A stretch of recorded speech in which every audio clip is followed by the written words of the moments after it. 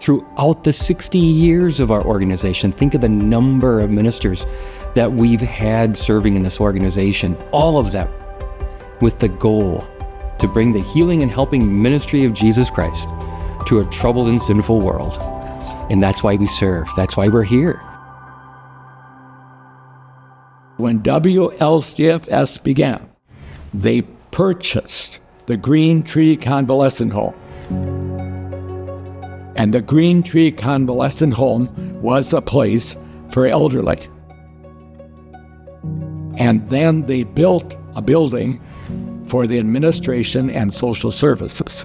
And social services then was child welfare primarily.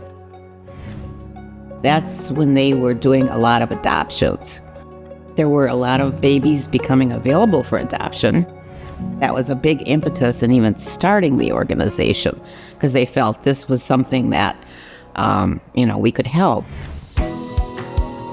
As society changed and the ministry changed and the needs of the pastors and all of that changed, and then the, quote, Christian counselors became available, then more of that could be shifted.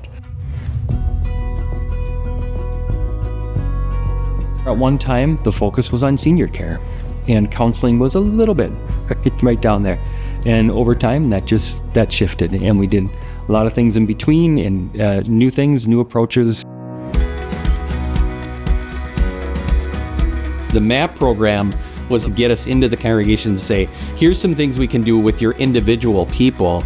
And then from there, it gave us an opportunity to say, also, we could bring in speakers who could talk to your parent-teacher groups. We could bring in resources that talk about faith-based mental health in your churches, in your schools, and we will bring them to you. Christian counseling really grew so rapidly with the advent of the MAP program and the research that was done with distance counseling. The biggest innovation that I've seen in my time here, it's our commitment to telehealth. Literally, thousands of sessions now are done throughout the world through our ministry at Christian Family Solutions now. Strong is a child and adolescent day treatment program that is geared towards an increased dose of mental health treatment. And so what that means is they receive 3 hours of treatment a day for 5 days a week, usually in a group therapy format, but also doing some individual and family therapy pullouts. Our school-based program is about removing barriers to care. This was kind of a new idea. There weren't other agencies actually going on site and doing the mental health therapy in the schools. It was a difficult time, but also very neat to see it work. The movement away from that ministry towards more of a counseling-focused ministry, that has been a very definite shift. I mean, for decades, we had a senior ministry here, and we served very faithfully and fully in those areas. There are so many wonderful, beautiful, evidence-based therapies that align themselves with the Word of God. What a wonderful creator God that we have, that He designed all of these things to be studied and learned, and then we can back up and say, that works because God designed it to work that way. One of the main differences with Christian counseling versus secular counseling is hope.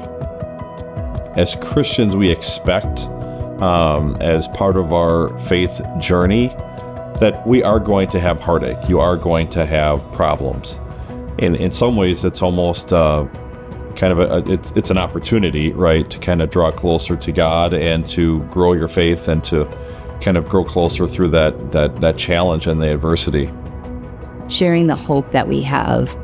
This world can be difficult. In this world we have struggles, but we know who's there with us all the time, right? We know that God is there guiding and directing our steps, and that is where our hope is found.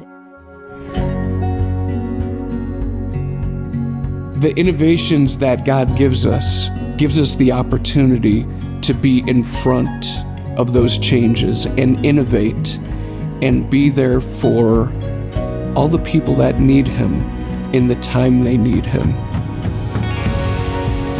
We can provide a lot of solutions, right?